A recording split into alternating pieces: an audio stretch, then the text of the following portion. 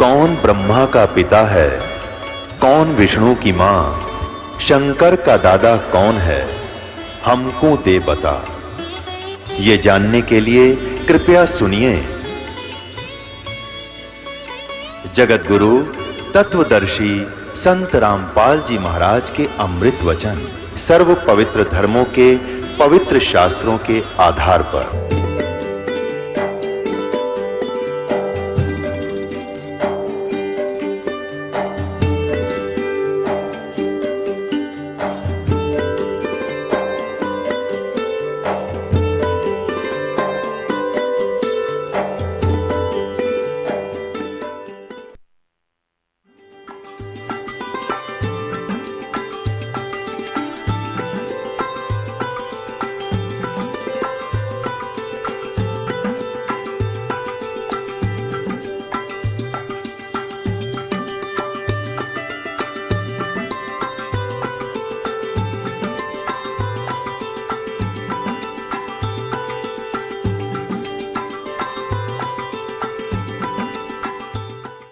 जीव हमारी जाति है, मानव धर्म हमारा।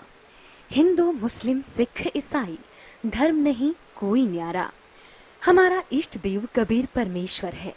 इस पृथ्वी पर निवास करने वाले सर्व प्राणी एक परमेश्वर के बच्चे हैं। सतलोक आश्रम, चंडीगढ़ रोड, बरवाला, जिला हिसार, हरियाणा प्रांत एक रजिस्टर्ड ट्रस्ट कबीर परमेश्वर भक्ति ट्रस्ट द्वारा जगत गुरु संत रामपाल दास जी महाराज की अध्यक्षता में संचालित है। श्रद्धालुओं द्वारा स्वेच्छा से दिए गए दान से सर्व व्यवस्था हो रही है। ये संस्था पूर्ण रूप से गैर राजनीतिक है। हमारा उद्देश्य विश्व के मानव समाज में फैली कुरीतियों, दहेज आदि को समाप्त करके एक स्वच्छ मानवता का उत्थान करना है। उपदेशी श्रद्धालु के लिए तंबाकू, शराब व अन्य नशीले पदार्थ सेवन करना वर्जित है।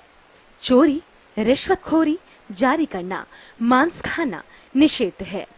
पर नारी को देखिए बहन बेटी के भाव, कह कबीर काम नाश का यही सहज उपाव।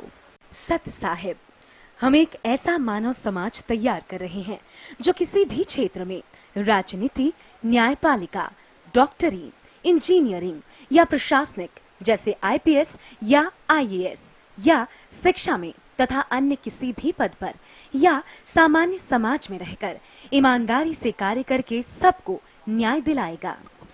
छोटा बड़ा, अमीर गरीब की खाई को मिटाएगा। आध्यात्मिक तत्वज्ञान के आधार से भारत विश्व का एक महान राष्ट्र होगा। अन्य सर्व राष्ट्र भारतवर्ष का अनुसरण करेंगे। सत साहिब, उपदेश लेने वालों को निःशुल्क दीक्षा दी जाती है। खाने, ठहरने तथा बिस्तर आदि की निःशुल्क व्यवस्था है। समय समय पर रक्तदान शिविरों का आयोजन किया जाता है। निर्धन गरीब बच्चों को पढ़ाई का व खाने तथा वस्त्रों का खर्च ट्रस्ट द्वारा वहन किया जाता है। विधवा बहनों, वृद्धों तथा अनाथ बच्चों को आश्रय दिया जाता है। सतलोक आश्रम में सर्व धर्मों के व्यक्ति दीक्षा प्राप्त करते हैं। सत साहिब, सतलोक आश्रम 12 एकड़ जमीन में निर्मित है। इसमें लगभग 1 लाख श्रद्धालु बैठकर सत्संग सुन सकते हैं। भोजनालय में 5000 श्रद्धालु एक साथ बैठकर भोजन प्राप्त करते हैं। चपाती बनाने वाली मशीनों का प्रयोग चपाती बनाने के लिए होता है। एक मशीन 1 घंटे में 6000 चपाती बना देती है। जूता घर में 1 लाख श्रद्धालुओं के जूते जमा करने की क्षमता है। सत साहिब, महीने में 2 बार 3-3 दिन का सत्संग होता है। बरवाला बस स्टैंड तथा रेलवे स्टेशन बरवाला तथा जिंद से श्रद्धालुओं के लिए आश्रम की ओर से निःशुल्क लाने ले जाने की व्यवस्था है। सत्संग के दौरान तथा अन्य समय में आश्रम में आने वाले श्रद्धालुओं के लिए अनुभवी चिकित्सकों की सेवा प्राप्त की जाती है। औषधि का व्यय कबीर परमेश्वर भक्ति ट्रस्ट सतलोक आश्रम बरवाला वहन करता है। सत साहिब, सतलोक आश्रम बरवाला में प्रत्येक सत्संग में लगभग 4 क्विंटल देसी घी का हवन ज्योति यज्ञ के द्वारा किया जाता है। ऋग्वेद मंडल 9 सूक्त 86 मंत्र 10 में ज्योति यज्ञ का प्रावधान है। संत रामपाल दास जी से शास्त्रानुकूल भक्ति विधि से दीक्षित श्रद्धालुओं को भौतिक तथा आध्यात्मिक लाभ प्राप्त होते हैं।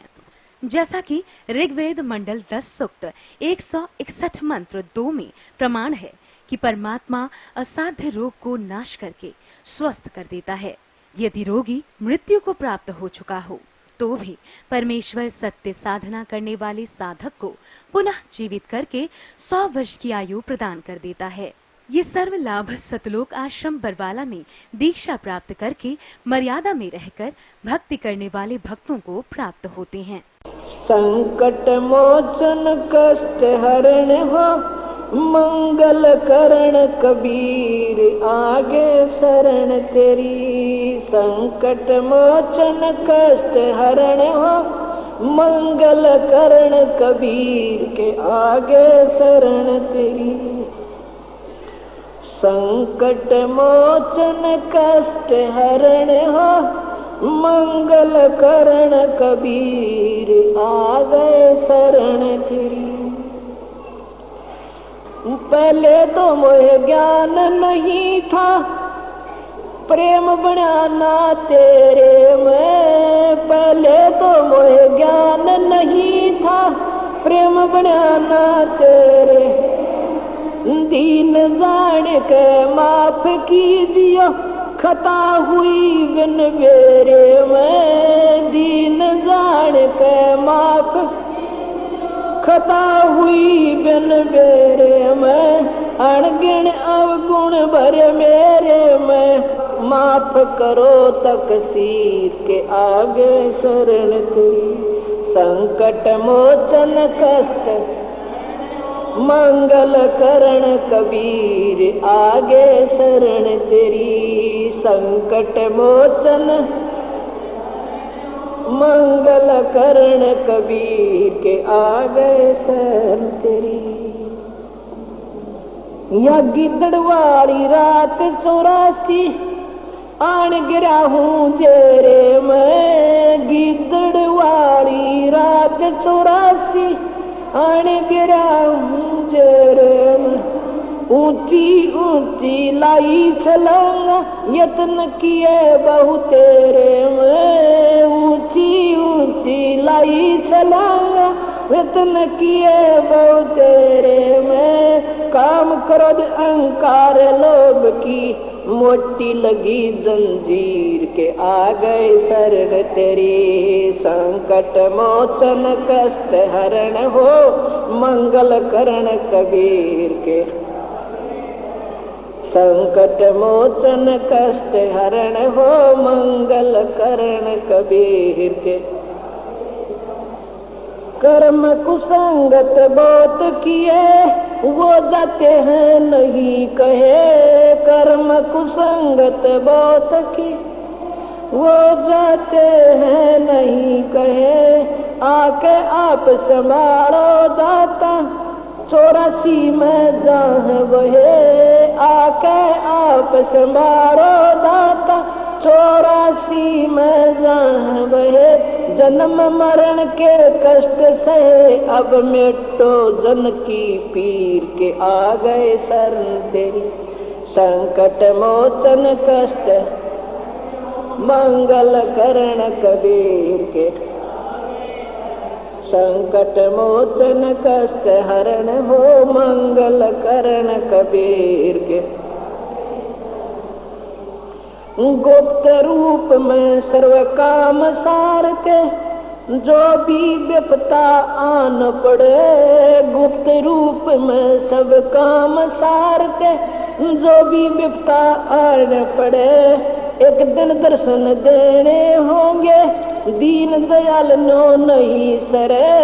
एक दिन दर्शन देने होंगे दीन दयाल नो नहीं सरे।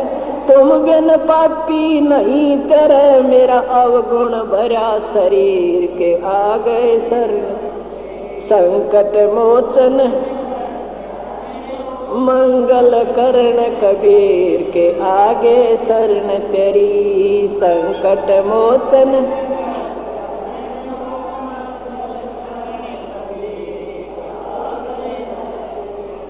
रजा तेरी से दादू नानक जी का सतलोक में वास हुआ।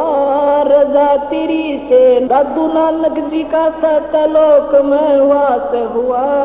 100% उत्तर की ने जब धर्मदास के विश्वास हुआ।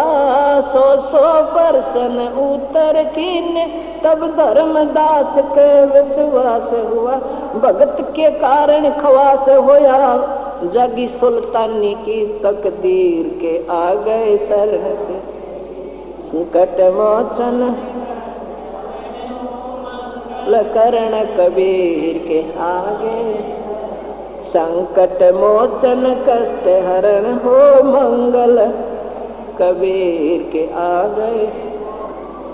पावचनों के लालच में या बंदर आड़ी मूठ गई। पावचनों के लालच में ये बंदर वाड़ी मूठ गई। मूठ खुले ना जान बचना ए साहब ये कौन भई। मूठ खुले ना जान बचना ए साहब या कौन भई। रामपाल सतगुर शरण लई खाई शब्द दूध की खीर के आगे शरण तेरी। संकट मोचन करण कबीर के आगे। संकट मोचन कष्ट हरण हो मंगल कबीर के आ गए।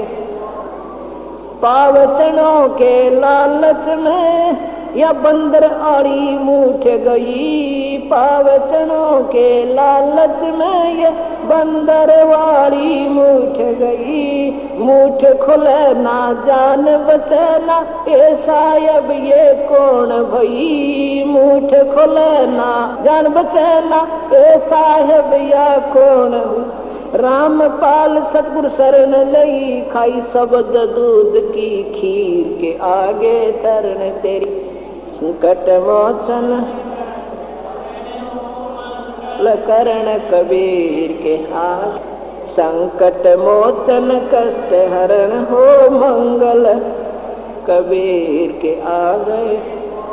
साथ साहिब। परमपिता परमात्मा पूर्ण ब्रह्म सर्व ब्रह्मांडों के रचनहार कबीर साहब हैं, कबीर देव जी हैं। वो हम सभी आत्माओं के जनक हैं, वही हमारे पिता हैं। इसी परमेश्वर में वो सभी गुण हैं। त्वमेव माता च पिता त्वमेव, त्वमेव बंधु च सखा त्वमेव, त्वमेव विद्या च द्रविण त्वमेव, त्वमेव सर्व मम देव देव। ये सर्व देव देव यही परमात्मा है जो सभी भगवानों का भगवान है, सबका मालिक है। अब प्रथम बार कोई श्रद्धालु ये वचन सुनता है कि कबीर देव कबीर साहब पूर्ण परमात्मा है, परम अक्षर ब्रह्म है, सभी ब्रह्मांडों के रचयिता हैं, तो ये बात, ये वचन कुनीन की तरह जीवा पर रखे नहीं जाते।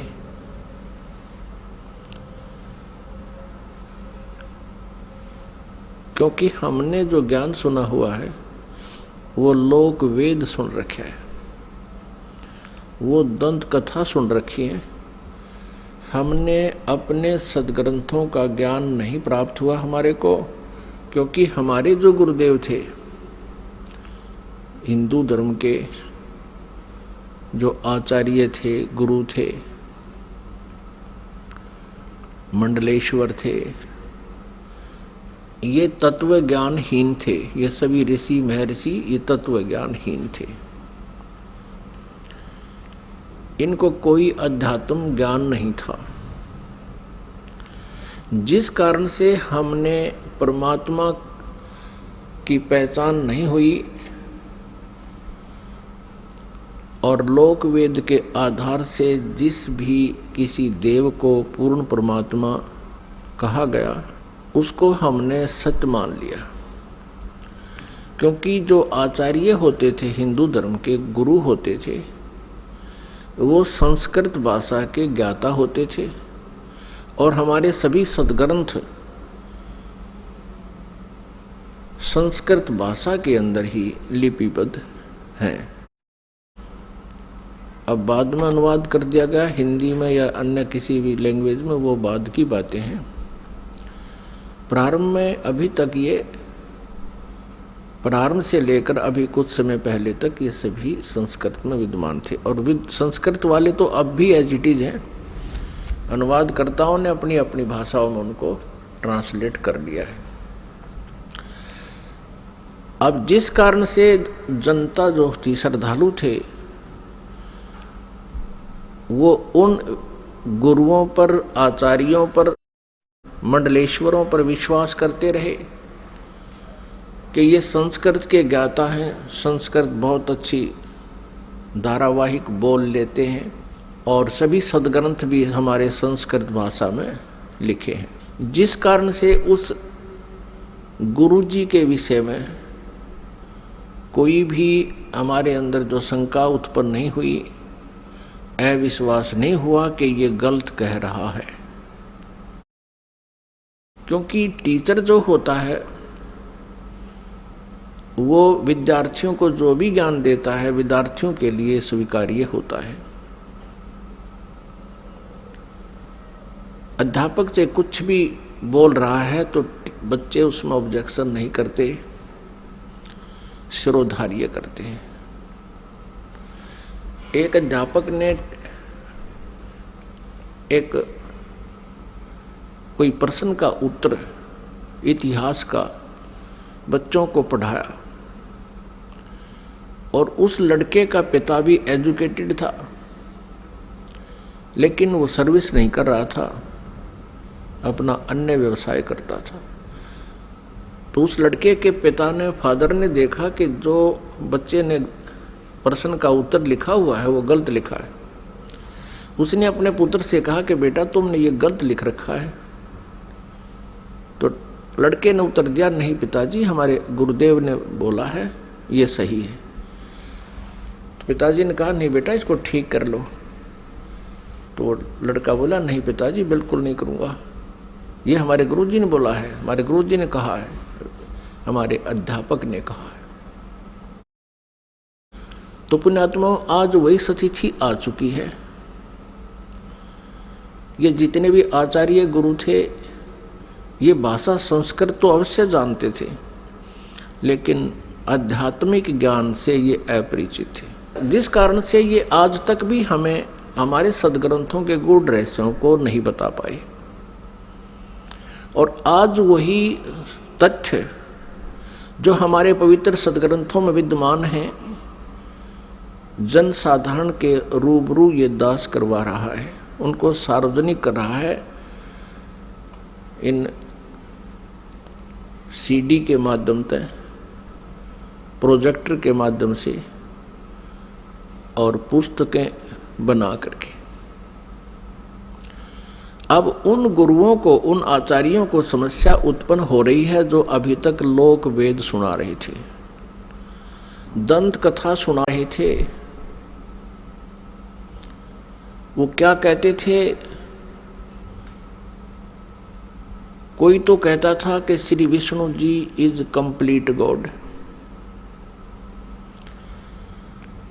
ये विष्णु जी ही सर्व समर्थ भगवान हैं और यही 3 रूप धारण कर लेते हैं। ब्रह्मा जी के रूप में ये सृष्टि करते हैं, विष्णु जी के रूप में ये सतीथि करते हैं और शिव जी के रूप में ये संहार करते हैं। कोई कहता था कि भगवान शिव महेश हैं, महेश्वर हैं, देवों के भी देव हैं, यही सबके उत्पत्ति करता है और यही 3 रूप धारण करके इस ब्रह्मांड का संचालन कर रहे हैं। यही अखिल ब्रह्मांड के नायक हैं, मालिक हैं।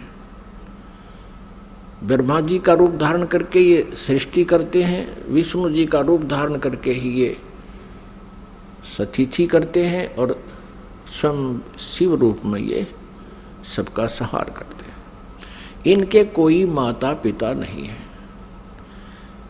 तो ये लोक वेद था, ये दंत कथा थी। हम इनको सर्वेश्वर महेश्वर कहा करते थे। पुण्यात्माओं, जिस मार्ग पर हम चलते हैं, हम अपना सफर तय करने के लिए उद्धत होते हैं, तो उसकी जानकारी हमें थोरोली होनी चाहिए, कंप्लीट होनी चाहिए, फिर उस पर चलने का लाभ है। और यदि हम जाना चाहते हैं हिसार से दिल्ली और हम चल पड़े हिसार से सरसा की ओर, तो हमारा चलना व्यर्थ है।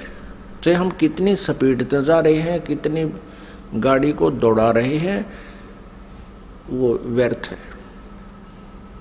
और किसी कारण से आप हिसार से और सिरसा जा रहे हो और रास्ते में कोई इत्तेफाक से कोई व्यक्ति मिल जाता है, पूछ लेता है कहाँ जा रहे हो जेंटलमैन, तो आप कहोगे कि हम दिल्ली जा रहे हैं। वो व्यक्ति आपसे ये कहे कि ये दिल्ली वाला वे नहीं है, ये दिल्ली मार्ग नहीं है, ये तो आप उल्टा जा रहे हो, सिरसा साइड में पंजाब की तरफ जा रहे हो। तो उस जेंटलमैन को विचार करना चाहिए कि ये व्यक्ति ऐसे क्यों बोल रहा है, क्योंकि वो तो अपने हिसाब से दिल्ली जा रहा है, लेकिन उसकी अपनी सोच है कि वो दिल्ली जा रहा है, लेकिन मार्ग गलत है, उसकी दिशा गलत है। तो उस जेंटलमैन को, उस भद्र पुरुष को चाहिए वेरीफाई करे। और वेरीफाई करने का सबसे इजी तरीका ये है, या तो किसी और व्यक्ति से पूछे और वो भी यही कह रहा है और आपका नहीं यकीन हो रहा, तो फिर मैप देखे, मैप अपना मानचित्र देखे और पूछे मैं कहाँ खड़ा हूँ, तो वो लिखा है शहर का नाम कि आप यहाँ सिरसा आ चुके हो, सिरसा से 10 किलोमीटर दूर खड़े हो। तो फिर मानचित्र भी यही बता रहा है और सामने वाला जो भद्र पुरुष आपको बताना चाहता है कि आपकी दिशा गलत है। तो फिर क्या करना चाहिए? उस समझदार व्यक्ति होगा तो तुरंत मुड़ जाएगा। वो ये ना देखेगा मैंने इतना सफ़र तय कर लिया, अब मेरा क्या बनेगा इतने सफ़र का। वो तुरंत मुड़ जाएगा और उस भूल को सुधारेगा। ठीक इसी प्रकार जो भक्तात्मा गलत साधना कर रहे हैं वो कुमार्ग पर जा रहे हैं।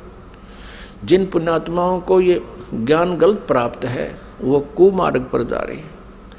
परमात्मा पाने वाला वो मार्ग नहीं है। और आपको अब ये दास कह रहा है कि आप गलत मार्ग पर जा रहे हो, इससे वापस हो जाओ। और आप चले गए हो 50-60 किलोमीटर दूर कुमार्ग पर, और वहाँ आपको पता चलता है कि आप गलत आ गए, तो आपकी समझदारी है कि तुरंत वापस हो जाना चाहिए। और यदि आप ये सोचो कि अब इतने सफ़र का मैंने तय कर लिया, ये तो व्यर्थ गया, मैं तो वापस नहीं होऊंगा, तो ये बुद्धिमता नहीं, ये तो मूर्खता कही जाएगी। इसी प्रकार आप जी किसी भी इस गुरु इष्ट संत के पास किसी भी इष्ट की पूजा कर रहे हो, और आपने किसी ने 5 वर्ष, किसी ने 10 वर्ष, किसी ने 20 वर्ष, किसी ने 30 वर्ष भी हो चुके हैं, वहाँ डलेड हो रहे हैं। आज आपको ये पता चलता है कि आपका मार्ग गलत है, तो आप जी को चाहिए, क्या चाहिए? अब इसमें कहने की आवश्यकता नहीं गनी, बुद्धिमान को संकेत बहुत है। आपको चाहिए कि तुरंत उस मार्ग को त्याग कर, ये नहीं सोचना चाहिए कि 20 वर्ष की साधना का मेरा क्या होगा, 30 वर्ष की साधना मैंने इस पंथ में कर ली, मेरा क्या होगा। वो तो हो चुका है, तेरा जो होना था वो तो बर्बाद हो चुके हो तुम। आप जी को मार्ग पर इतनी सफ़र कर चुके हो 100 किलोमीटर, इससे वापस होना ही हितकारी है। आपका इसी में शुभ है, तुरंत वापस हो जाओ, त्याग दो उसको। अब परमात्मा कहते हैं भेड़ा देखा जर्जरा उत्तर चले फड़क। पहले बेड़ा होता था, बेड़े चला करते थे। दरिया पार करने के लिए नौका भी नहीं होती थी, तो उसमें बेड़ा बनाया करते थे। बेड़ा, वो बेड़ा तो आपको याद नहीं होगा, लेकिन ये समझ ले नौका है। जिस नौका में आप बैठे हो उस नौका में पानी भर रहा है, उसमें उसका नीचे का बेड जो है वो डैमेज हो चुका है, और साथ में दूसरे वाला बिल्कुल जो है सही नौका साथ में आ जाता है, और आपको पता चल जाता है कि ये तो डूबोगे तुम इस नौका में जिसमें बैठे हो, पानी भर रहा है इसके अंदर। तो कहते हैं परमात्मा कहते हैं बेहरा देखा जर्जरा और उत्तर चले फड़के। डूबे थे पर उबरे। कबीर परमेश्वर जी हमें बताना चाहते हैं कि जो बुद्धिमान होंगे वो ऐसा करेंगे। डूबे थे पर उबरे, गुरु के ज्ञान चमक, और भेरा देखा जर्जरा उत्तर चले फड़क। कहते हम तो डूबे थे, 84 लाख योनियों में चले जाते। गुरु जी के ज्ञान से फिर हम फड़क गए एकदम फड़कना माने न जबरदस्त भयभीत हो जाना, और एकदम फड़क के यानी ऐसे चमक के कूद जाना, एकदम चमक जाना। मतलब सेकंड का विचार भी नहीं करने का समय है। डूब रहा है तो एकदम दूसरा साथ में खड़ा है, अच्छा स्थान है, तो उस पर चमक एकदम कूद जाना, उसको कहते हैं डूबे थे पर उबरे। गुरु के ज्ञान चमक, लोग एकदम चमक का पड़ा है भाई, एकदम ऐसे सतर्क हो जाना। और भेरा देखा जर्जरा, जर्जरा माने टूटन डूबन हो रहा है, तो उत्तर चले फड़क।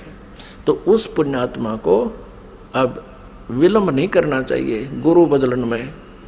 उस मार्ग में कितना ही चला गया उसको तुरंत त्याग देना चाहिए। वो तो बिल्कुल कुमार्ग पर आप तो 200 किलोमीटर 100 किलोमीटर दूर चले गए हो, वह आना वापस पड़ेगा, आना ही पड़ेगा। आगे जितने कदम रखोगे वो गलत ही है, दूर ही जाओगे। तो जैसे कोई तो श्री ब्रह्मा जी को रचयिता बताते हैं, कोई श्री विष्णु जी सतगुण जी को रचयिता बताते हैं, कोई तम गुण श्री शिव जी को रचयिता बताते हैं, कोई श्री ब्रह्मा जी रजोगुण को ब्रह्मांड का रचयिता बताते हैं, सभी ब्रह्मांडों का। पुण्यात्माओं ये लोक वेद है। और कोई कहता है कि दुर्गा ही सबकी सृष्टि सर्जनहार है, जो दुर्गा जी के उपासक है। जो श्री देवी जी के उपासक हैं वो देवी जी को ही सब कुछ मानते हैं, और जो ब्रह्म के उपासक हैं, ब्रह्म, वो ब्रह्म को ही सर्वेस्वा मानते हैं। तो पुण्यात्माओं हमने सबसे पहले ये मैप देखना होगा, अपने सदग्रंथों रूपी मैप को हम पुनः देखेंगे कि इनमें हमें क्या मार्गदर्शन हुआ है, तो तब हम संतुष्ट होंगे। अभी तक तो हम किसी से कुछ सुन रहे हैं भगवान के विषय में, किसी महापुरुष ने कुछ ज्ञान दिया है, किसी ने कुछ दिया है, और हम विद्यार्थी हैं, श्रद्धालु हैं। जो भी संत गुरु जी हमें जैसा भी भगवान के विषय में ज्ञान देता है, हम बिना किसी शंका के, बगैर किसी ऑब्जेक्शन के हम स्वीकार कर लेते हैं। तो पुण्यात्माओं आप इसके विषय में कि भगवान कौन है, सृष्टि रचना कैसे हुई, ये जानकारी हमें सर्वप्रथम होनी चाहिए, और तभी हम परमात्मा के मार्ग पर सफल हो सकेंगे। फिर हमें कोई भ्रमित नहीं कर सकेगा। श्रीमद् भगवत गीता अध्याय नंबर 16 के श्लोक नंबर 23 में कहा है कि शास्त्र विधि को त्याग कर जो मनमाना आचरण करते हैं, यानी मनमानी पूजाएं करते हैं, मनमाने साधनाएं करते हैं जो शास्त्रों में विद्यमान नहीं है, जो ज्ञान और उसका समाधान, वो साधना व्यर्थ है। न उनकी गति होती है, न उनको कोई सुख प्राप्त होता है, और न ही उनको कोई सिद्धि प्राप्त होती है, अर्थात व्यर्थ, यूजलेस। फिर तुरंत ही 24वें श्लोक में 16वें अध्याय में कहा है गीता जी में कि इससे तेरे लिए अर्जुन कर्तव्य और अकर्तव्य की व्यवस्था में, कर्तव्य मीन जो भक्ति कर्म हमने करने चाहिए और जो ना करने चाहिए, जो त्यागने चाहिए और जो ग्रहण करने चाहिए, उनके लिए सदग्रंथ ही प्रमाण है। किसी की दंत कथा पर विश्वास मत करना। फिर गीता जी अध्याय नंबर 2 के श्लोक नंबर 53 में कहा कि अर्जुन, जिस समय तेरी बुद्धि भिन्न भिन्न प्रकार के भ्रमित करने वाले ज्ञानों से, वचनों से हटकर केवल एक तत्व ज्ञान पर, परमात्म ज्ञान पर स्थिर हो जाएगी, तब तू योग को प्राप्त होगा, तब तो तू भक्त बनेगा, तब तो तेरी भक्ति प्रारंभ होगी। जब तू एक ज्ञान पर, शास्त्र अनुकूल ज्ञान पर तू स्थिर हो जाएगी तेरी बुद्धि, फिर तू डगमग ना होकर के सीधे सुमार्ग पर चल पड़ेगा। फिर जितने भी कदम इस भक्ति सफर में रखेगा वो तेरे शुभ होंगे, लाभदायक होंगे। अब सृष्टि रचना के बारे में बहुत से असमंजस हैं। जैसे जैन धर्म के व्यक्ति, श्रद्धालु, आचार्य, मुनि, वो कहते हैं कि इस सृष्टि का कोई रचयिता नहीं, कोई इसका संहार करता नहीं, अनादि है, अपने आप बनती है, अपने आप ये चलती है। ऐसा ही नहीं, और भी बहुत से श्रद्धालु हैं। कोई कहते हैं विष्णु जी ने इसकी रचना की है, जैसे अब पीछे हम बता चुके हैं। इसके विषय में आप जी को विशेष डिटेल से बताएंगे। परमेश्वर कबीर देव जी का जो प्रसंग चला था कि ये पूर्ण परमात्मा है, पूर्ण ब्रह्म है, कंप्लीट गॉड है, ये विश्वास आप जी को नहीं हो सकता जब तक हम इनके गुणों से परिचित नहीं होंगे। और गुण कहाँ होते हैं? उनके जीवनी में, उनके इतिहास में लिखे होते हैं। जैसे विष्णु जी, श्री शिव जी, श्री विष्णु जी, श्री ब्रह्मा जी, इनकी जानकारी भी इनकी जीवनी में, इनके इतिहास में लिखी है, पुराणों में। और परमेश्वर कबीर जी की महिमा सूक्ष्म वेद में लिखी है, सूक्ष्म वेद में। आदि शंकराचार्य जी के इतिहास में दास ने पढ़ा, उन्होंने भी सूक्ष्म वेद का समर्थन किया है। आदि शंकराचार्य ने कहा है कि 4 वेद, ऋग्वेद, यजुर्वेद, सामवेद और अथर्ववेद, ये तो अवेलेबल हैं, लेकिन सूक्ष्म वेद वो 5वां है। उसके विषय में उन्होंने कहा कि वो कैलाश पर्वत पे है। अब कारण क्या है कि 5वें वेद को इस काल ने, ब्रह्म ने नष्ट कर दिया, सूक्ष्म वेद को। उस सूक्ष्म वेद को देने के लिए परमेश्वर स्वयं यहाँ आते हैं, अपने सतलोक से चलकर, मुक्ति धाम से, सनातन परम धाम से गति करके यहाँ आते। उस छुपे हुए ज्ञान को जो काल भगवान ने, ब्रह्म भगवान ने नष्ट कर दिया, यानी छुपा रखा है, वो किसी तक नहीं आने देता। तो उस 5वें वेद को परमात्मा बताने के लिए आते हैं। उस 5वें वेद में लिखा है, और उस वेद को, उस ज्ञान को परमात्मा ने 600 वर्ष पहले अपने मुखारविंद से, अपने मुख कमल से बोला था। इसलिए गीता जी अध्याय नंबर 4 के श्लोक नंबर 32 में कहा है कि अर्जुन, गीता जी अध्याय नंबर 4 के श्लोक नंबर 25 से लेकर 31 तक बताया गया है, कोई देवताओं की पूजा करता है, कोई स्वाध्याय ही करता है, कोई तीक्ष्ण अहिंसावादी व्रतों पर ही आधारित है, कोई प्राणायाम आदि करके ही अपनी साधना को सफल मानता है। ये इस आध्यात्मिक ज्ञान का, धार्मिक यज्ञों का, यज्ञ माने अनुष्ठानों का विस्तार से विवरण 4थे अध्याय के 32वें श्लोक में कहा है कि वो सच्चिदानंद घन ब्रह्म की वाणी में विस्तार से कहा गया है। यहाँ अनुवादकर्ताओं ने श्रीमद् भगवत गीता अध्याय 4 श्लोक 32 में अनुवादकर्ताओं ने ज्ञान ना होने से अनर्थ कर दिया। उसमें लिखा ब्रह्मण मुखे, मूल पाठ में ब्रह्मण मुखे लिखा है, अनुवादकर्ताओं ने लिख दिया ब्रह्मण मुखे का अर्थ लिख दिया वेद की वाणी में। वो गलत लिख दिया, वो गलत अनुवाद किया है। ब्रह्मण मुखे माने सच्चिदानंद घन ब्रह्म की वाणी में, जो अपने मुख से, मुखे माने अपने मुख से मालिक ने जो बोली है, उस मुख से बोली हुई वाणी में विस्तार से कहे गए हैं, और वो है कबीर वाणी। ब्रह्मणे का अर्थ यहाँ इन्होंने गलत कर दिया, वेद लिख दिया। और गीता जी अध्याय नंबर 17 के श्लोक नंबर 23 में ओम तत्सत इति निर्देश है ब्रह्मण त्रिविद समर्थ है, वहाँ ब्रह्मणे का अर्थ इन्होंने ठीक किया है, क्योंकि वहाँ विचलित नहीं हुए। ये सच्चिदानंद घन ब्रह्म लिखा है ब्रह्मणे का अर्थ, तो यहाँ चौथे अध्याय के 32वें श्लोक में भी ब्रह्मणे का अर्थ लिखना पड़ेगा सच्चिदानंद घन ब्रह्म की वाणी में विस्तार से कही गई। फिर चौथे अध्याय के 34वें श्लोक में कहा कि वो तत्व ज्ञान है जो 5वें वेद में लिखा है, सूक्ष्म वेद में लिखा है। उस तत्व ज्ञान को तू तत्वदर्शी संतों के पास जाकर समझ, उनको दंडवत प्रणाम करने से, कपट छोड़ के विनम्र भाव से प्रसन्न करने से वो तत्वदर्शी संत तुझे उस परमात्म तत्व का ज्ञान कराएंगे। इससे ये भी सिद्ध हो गया कि गीता ज्ञानदाता उस 5वें वेद से परिचित नहीं है, इसलिए उसने ऑप्शन छोड़ दिया कि आप उस ज्ञान को तो तत्वदर्शी संतों से समझो। तो परमेश्वर कबीर देव जी स्वयं आते हैं वो पूर्ण ब्रह्म तत्वदर्शी संत की भूमिका करने के लिए।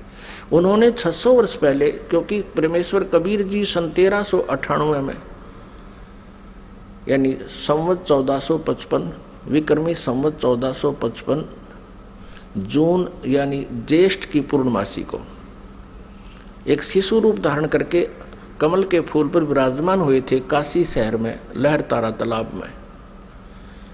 फिर लीला करते हुए बड़े हुए, उनको एक नीरुनिमा नाम के जुलाहा उठा ले गए थे। उसी व्यवसाय में मालिक रहने के कारण वो परमेश्वर जुलाहा धारणक कहाए। उन्होंने 600 वर्ष पहले अपने उस सूक्ष्म वेद में लिखा है, बताया है। उसको ये दास अब अपने शब्दों में परमात्मा के ज्ञान को आप तक पहुंचाना चाहेगा।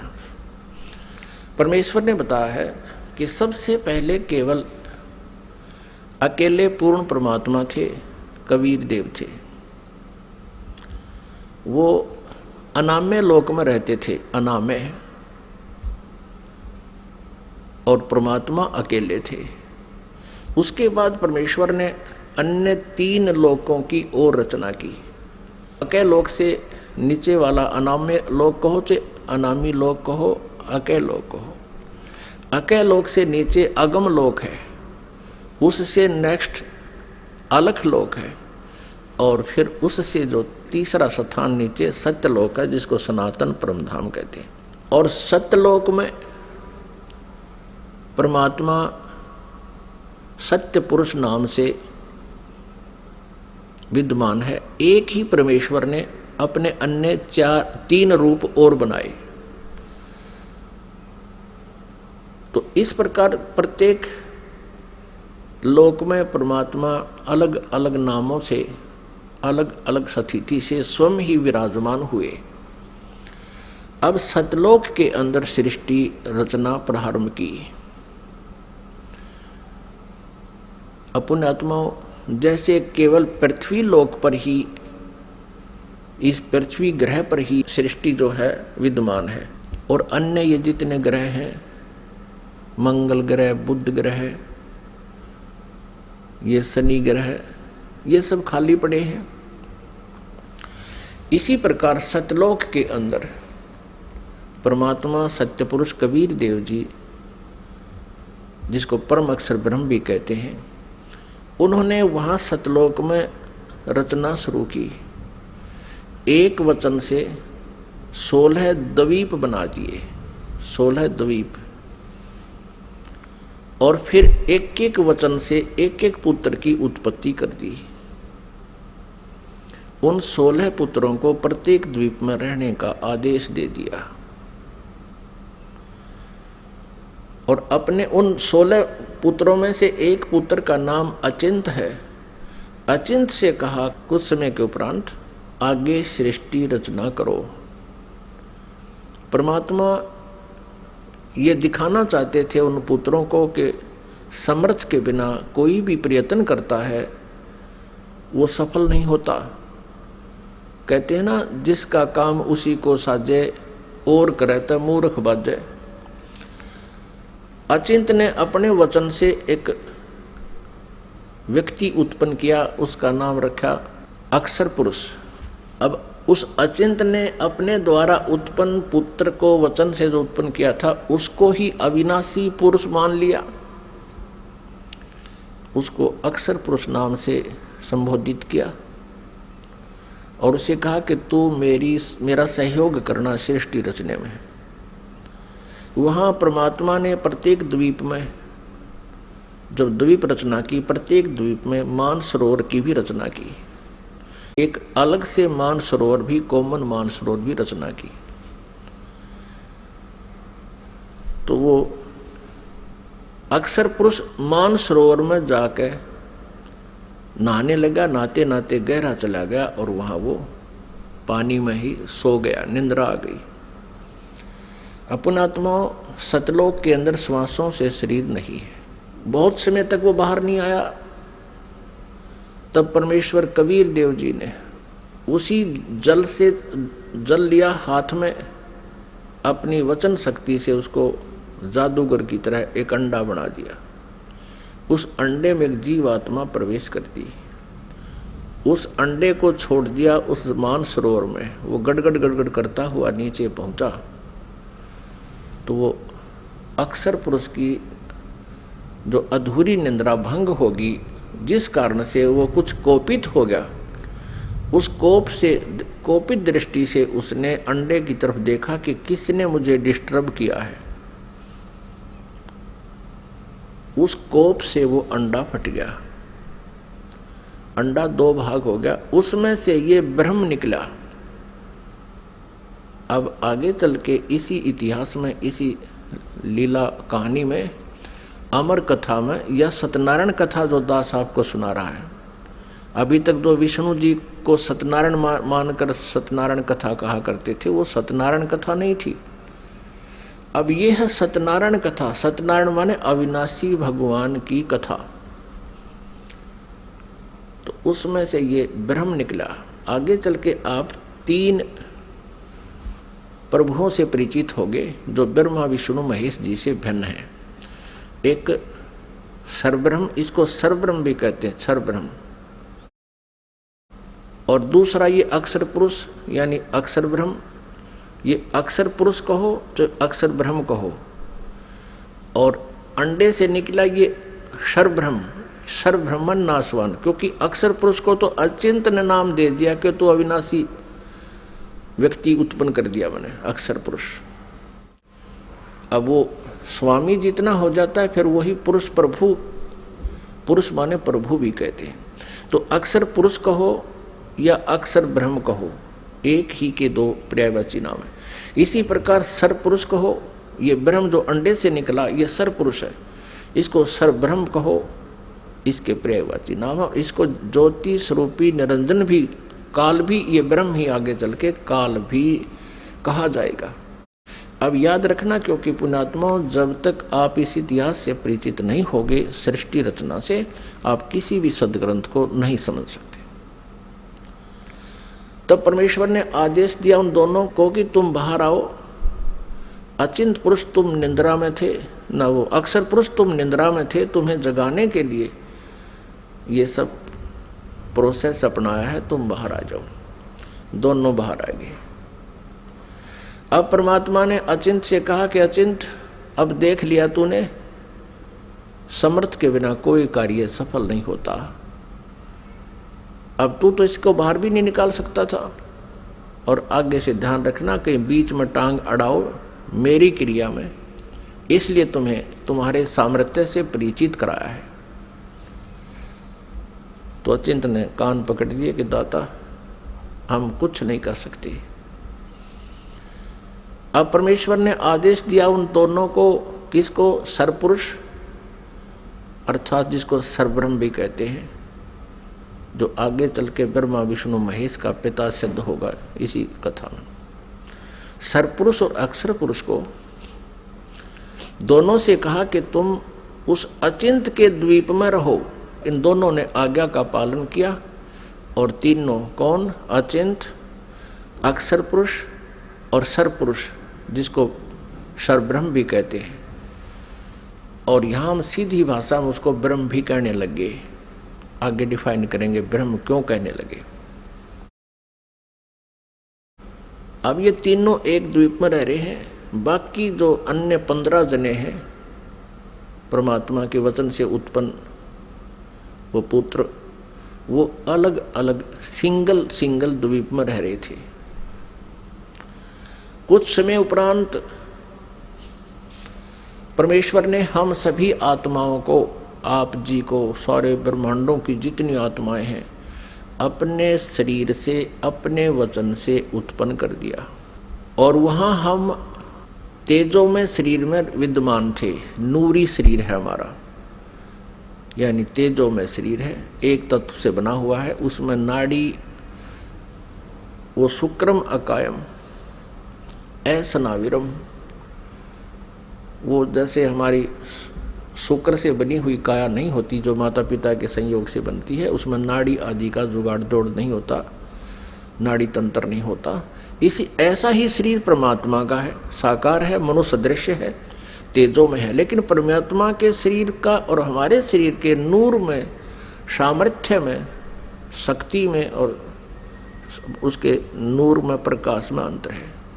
पूर्ण परमात्मा सत्य पुरुष यानी कबीर देव जी का जो सतलोक में शरीर है, उसका एक रोमकूप में करोड़ सूर्य, करोड़ चंद्रमा से भी अधिक रोशनी है।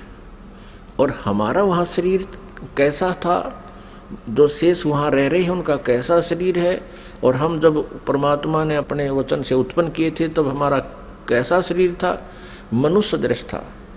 और हमारा शरीर 16 सूर्य जितने प्रकाश युक्त था। हमारे पूरे बॉडी का शरीर 16 सूर्य जितना तेज था, यहाँ की जो सूर्य, लेकिन गर्मी ना हो। हम सभी वहाँ रहने लगे। वहाँ कोई दिक्कत नहीं थी, किसी प्रकार का कोई अभाव नहीं था। वहाँ जरा और मरण नहीं था, वहाँ जन्म मृत्यु नहीं होता था और बुढ़ापा भी नहीं आता था वहाँ पर। अपने आत्माओं यहाँ विचार करना कि हम यहाँ कितने दुखी हैं और फिर भी हम ये सोचे हैं हमारी मृत्यु ना हो, और जबकि हमें पता है कि मृत्यु तो डेफिनेट होगी, यहाँ का विधान है, और फिर भी हमारी मरने की इच्छा नहीं।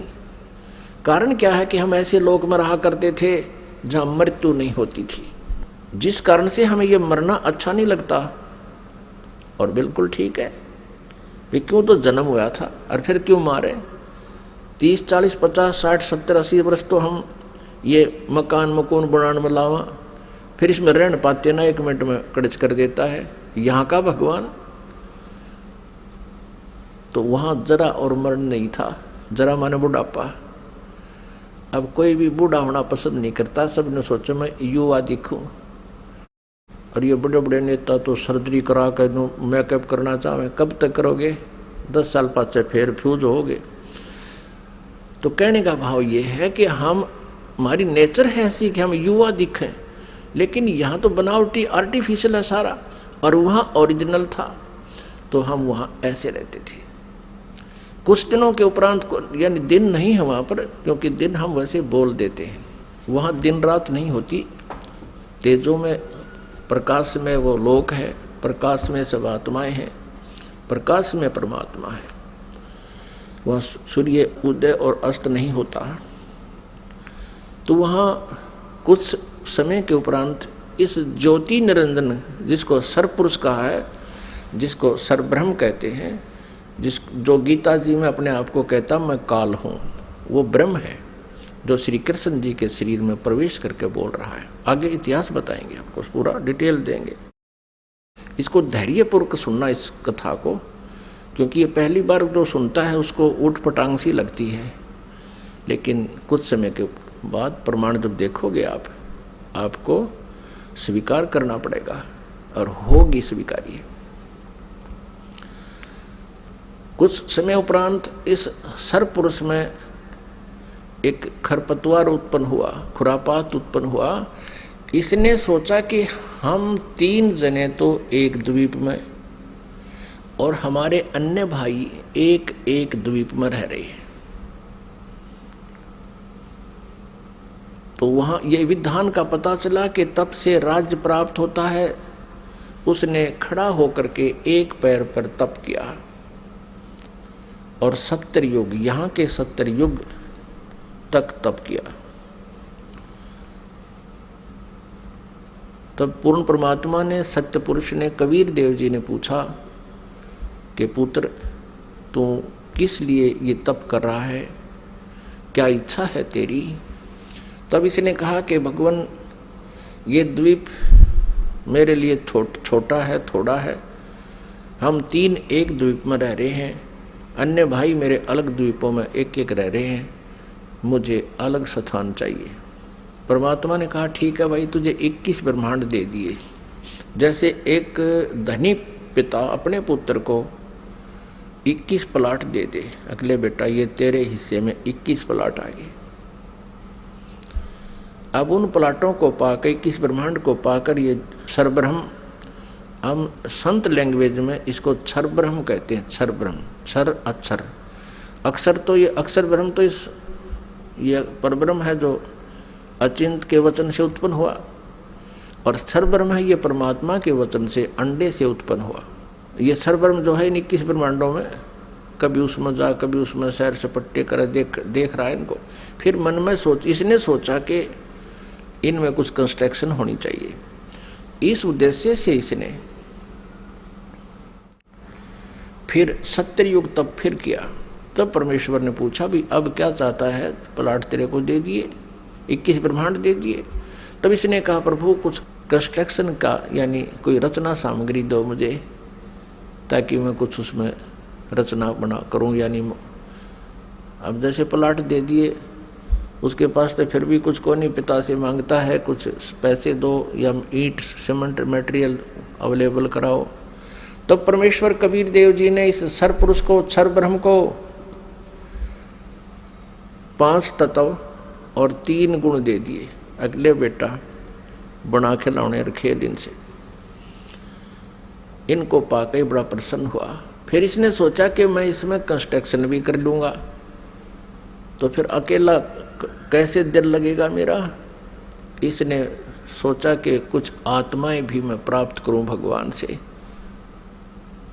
इस क्षर ब्रह्म ने, इस काल भगवान ने फिर तप फिर प्रारंभ किया, एक पैर पे खड़ा हो गया। तो उधर से हम यहां इसके जाल में कैसे फंस गए, ये एक बहुत विशेष विचारणीय समय जो है ना बात है पुण्यात्माओं, एक विशेष विचारणीय विषय है कि हम क्यों फंसे। फिर चल इसने तो ऐसा कर लिया, प्राप्त हुआ अलग से, हम इसके साथ कैसे, हम जो फंसे हुए हैं ये इसके साथ फंसे हुए हैं, इस ब्रह्म के, क्षर ब्रह्म के साथ हम यहाँ आ गए, जिस कारण से हम यहाँ दुख पा रहे हैं। अपने पिता को छोड़ आए जहाँ कोई अभाव नहीं था, कोई जन्म मृत्यु नहीं थी। तो हम कैसे फंसे कि हम वहाँ देख रहे थे इसके तप को, और जब ये खड़ा होकर तप कर रहा था, एक पैर पे खड़ा होकर, हम सभी इस पर आसक्त हो गए। इतने आसक्त हो गए, ओहो हो, देख कितने दिन से एक पैर पे खड़ा है, कभी इस पैर को कर लेता है, कभी उस पैर पे खड़ा हो जाता है, और ऐसे करके खड़ा है कभी। तो हम इसकी इन अदाओं से इतने प्रभावित हो गए, हम अपने भगवान से भी दिल हटा बैठे। जो हमें सर्व सुख दे रहा था, सब सुविधाएं उपलब्ध करा रहा था, हम उससे हटकर इसके ऊपर आसक्त हो गए। तो पुण्यात्माओं, यही बीमारी, यही स्वभाव आप और हम सभी को वहाँ से लगी थी। जैसे यहाँ के हीरो और हीरोइन, अभिनेता अभिनेत्री, अपने पेट के लिए, रोजी रोटी के लिए एक्टिंग करते हैं, अदाएं करते हैं, उछल कूद करते हैं, और ये युवा वर्ग बच्चे उनको देखकर इतने आसक्त हो जाते हैं, पूछो मत। और यदि कोई हीरो या हीरोइन यानी कोई अभिनेता या अभिनेत्री यहाँ बरवाला में आ जा या हिसार में आ जावे, फिर देखो इन बच्चों के, कॉलेज वालों के और जवान बच्चों की वहाँ कैसे भीड़ उमड़ कर जाती है, और कम से कम 200, 300, 400 फुट से दूर खड़े खड़े देखते हैं कि देखो वो खड़ा, वो है वो फलाना नेता अभिनेता, वो खड़ी, वो है फलानी अभिनेत्री। अब वो तो अपने पेट के लिए कर रहा है सारे काम, और वो बच्चे बेमतलब वहाँ जा रहे हैं उसको देखने के लिए। लेना एक न देने दो, क्या देगा उनको वो, और धक्के खा के सामने भूखे अपने वापस आ जाते हैं। ठीक इसी प्रकार हम इस काल पर आसक्त हो गए और भगवान से हमारा हृदय हट गया। परमेश्वर कबीर देव जी ने बहुत बार आकाशवाणी की कि कोई भी इस ज्योति निरंजन के इस ड्रामे को मत देखे, इस पे प्रभावित ना हो, आप अपना मालिक में ध्यान रखो। लेकिन हम ऊपर से तो सावधान हो गए, जैसे हम बिल्कुल इसको नहीं चाहते, लेकिन अंदर से कसक नहीं गई। वो तो अंतर्यामी है परमात्मा। तो उस समय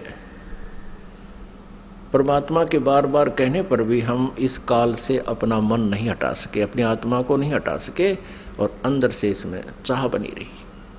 अब इसने तीसरी बार जब तप शुरू किया, इसने परमेश्वर से चाहा कि मैं कुछ आत्मा प्राप्त करूं। जब परमेश्वर ने इससे पूछा, जब इसने 64 युग तप कर लिया तीसरी बार, तब पूछा कि क्या चाहता है ज्योति निरंजन, जो आपने मांगा था वो मैंने आपको दे दिया, अब तू क्यों हट कर रहा है। तब इसने कहा, ज्योति निरंजन ने यानी क्षर पुरुष ने कहा कि प्रभु मुझे कुछ आत्माएं दे दो, मैं अकेला वहाँ नहीं रह सकता, 21 ब्रह्मांडों में अकेला कैसे रहूँगा। तब परमेश्वर ने कहा कि भी देखो, तेरे तप के बदले में 64 युग जो तप किया है, इसके बदले में और राज्य दे सकता हूँ, और वस्तु मांग ले वो दे सकता हूँ, लेकिन ये आत्मा नहीं दे सकता, क्योंकि ये मेरी आत्मा है। अब ये मेरे वचन से उत्पन्न हुई है, मेरा अंश है, अपने अंश को मैं कैसे दे सकता हूँ। लेकिन परमात्मा ने एक ऑप्शन रख दिया कि इसमें एक ऑप्शन है